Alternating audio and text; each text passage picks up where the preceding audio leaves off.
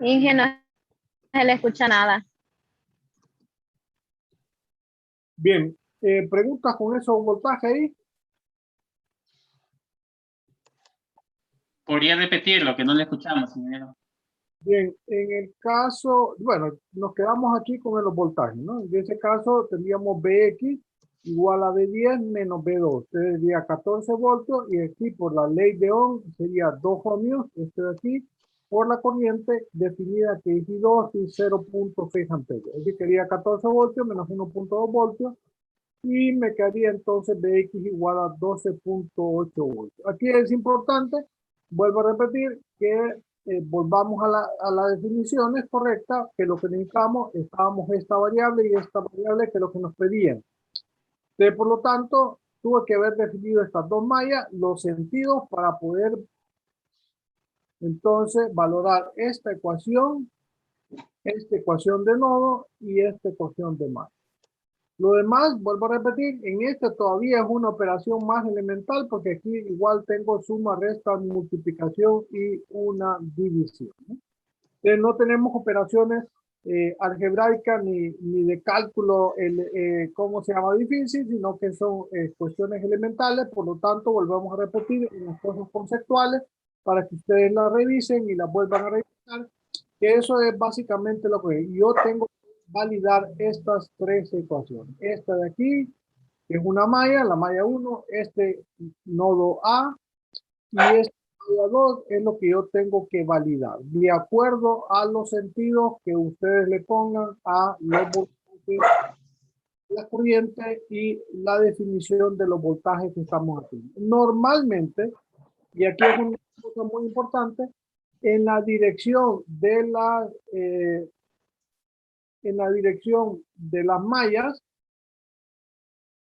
si la dirección de la malla va en el sentido horario, entonces donde entra la corriente o la malla, en ese caso, en el sentido de las manecillas del reloj, entonces el voltaje en la resistencia es positivo. Es importante, aquí está definido. Si fuera en otro sentido, este I2 no fuera en el mismo sentido de la malla, entonces significa que esta I2 tendría que ser negativa. Pero como va en el mismo sentido, entonces obviamente si vemos aquí, esta corriente va hacia abajo, esta va en sentido contrario, por lo tanto el voltaje aquí está negativo. En ese caso es menos B10, que sería menos entonces 14 voltios. Pero como se despeja, entonces se vuelve una operación elemental de suma resta. Pero ojo con los signos, volvemos a repetir, las operaciones elementales y sobre todo es una matemática elemental, pero vuelvo a repetir, lo que lo que se les decía en álgebra era que el 90% de los errores en matemáticos es un signo negativo. Pregunta. ¿Y podría volver a explicar cómo sabe cuáles corrientes entran y cuáles salen en el nodo A? El nodo A, no sé cuáles entran y cuáles salen. Lo único que yo definí que I10 venía para abajo y I2 para la izquierda. Entonces, sencillamente en el nodo que entra a ese nodo y a la flecha está entrando a ese nodo. I10 está saliendo del nodo y I2 está saliendo de ese punto, del punto A. Sí, ¿lo ves? Ah, sí, ahora sí lo vi. Gracias. Bien, eso es lo mismo que tenemos que hacer en el análisis de nodo, fijarnos bien qué entra y qué sale. En el problema anterior, vamos a ver aquí en este problema, igual estaban definidos, te vuelvo a repetir, a ese nodo B entraba 13, salía IZ y salía IX. Aquí al revés, en este nodo A entraba IF, entraba IZ y salía IA. Ustedes siempre acuerden las dos versiones posibles. Más adelante vamos a utilizar solamente esta versión, pero ahorita se puede utilizar esta otra versión. Siempre lo mismo, ya demostramos que estas dos maneras de poner las leyes de Kirchhoff de corriente es exactamente lo mismo. Bien, ¿alguna otra consulta, jóvenes? Es importante que pregunten para ir haciendo las aclaraciones. Acuérdense, son cosas conceptuales. Lo único que vamos a ir haciendo ahora es más problemas, jóvenes. Ya conceptualmente, eso es el tema, eso es lo que vamos a hacer para los exámenes del primer parcial, 4 problemas normalmente pongo. Para fines de examen, 4, máximo 5 problemas, pero y 2 horas para el examen. Y eso es todo, jóvenes. Pero entonces volvemos a ir para procesos y procedimientos. Aparte de las que está definido, ustedes tienen que definir la orientación de las mallas, si es análisis de malla, y si es análisis del nodo, entonces cómo van entrando o saliendo de acuerdo al sentido que ustedes le dan. De acuerdo a esos sentidos, entonces yo valido la ecuación de nodo, yo valido las mallas y así califico. Esto es lo que es estrictamente, vuelvo a repetir, circuito. Esto es circuito. Yo tengo que validar esto de acuerdo al sentido que ustedes tomaron o de acuerdo a las variables definidas por ustedes. Esta malla, este nodo, de acuerdo a que esta corriente entra, esta I2 y 10 definida, y en la malla 2, en el sentido de la manecilla de reloj, la definición de los voltajes de cada uno de los valores. Eso es lo que yo valido. Lo demás, vuelvo a repetir, es aritmética elemental, no es ni álgebra, es aritmética, porque es operaciones de suma, resta y multiplicación y despeje de números sencillos que usted los puede hacer más rápido o más lento, depende. Aquí me tardo un poquito más porque voy poniendo un poquito más de procedimiento, pero si no, obviamente esas operaciones se hacían elementales. Preguntas, Juan. Preguntas.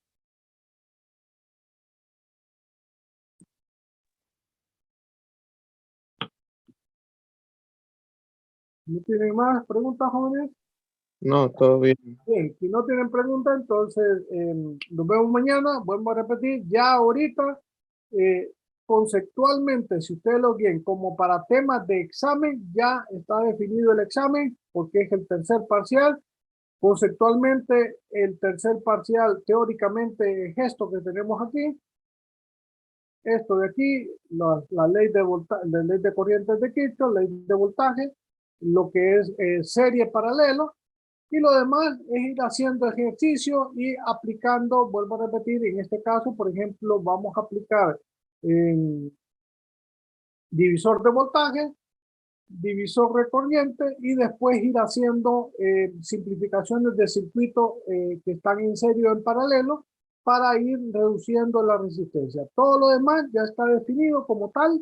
Conceptualmente, eso es el examen. Lo único que vamos a hacer ahorita es práctica, es ir haciendo distintos problemas, tratando de explicarles todos los truquitos que pueden haber, para qué me sirven unas variables, otras variables, ir viéndolas que son inútiles y que no me sirven para absolutamente nada, como este Bx en este problema, no me sirve para nada, entonces no necesitaba haber hecho 3 mallas, sino que solamente 2 mallas para resolver el problema.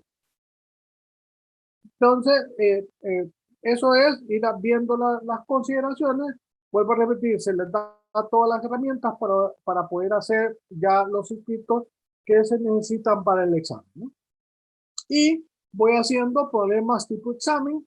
En este caso, por ejemplo, ya están definidas las corrientes, pueden hallar Bx y X, Bx ya está, pueden hacer un nodo aquí para hallar X, ya tienen el voltaje aquí, pueden hallar la corriente aquí, pueden hallar esta corriente. En este circuito después, usted ya terminan ustedes y hallen entonces la potencia de cada uno de los circuitos y acuérdense, la sumatoria de potencia tiene que dar igual a 0. En este caso, por ejemplo, la corriente que pasa, el voltaje es 30 voltios y la corriente es 2 amperios. Por lo tanto, la potencia es V por I, 30 voltios por 2 amperios sería menos 60 watt, perdón, que sería la potencia de la fuente de voltaje independiente.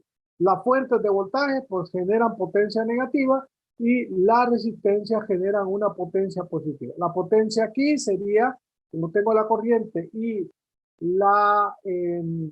dos maneras de comprobar, y la resistencia sería I cuadrado por R.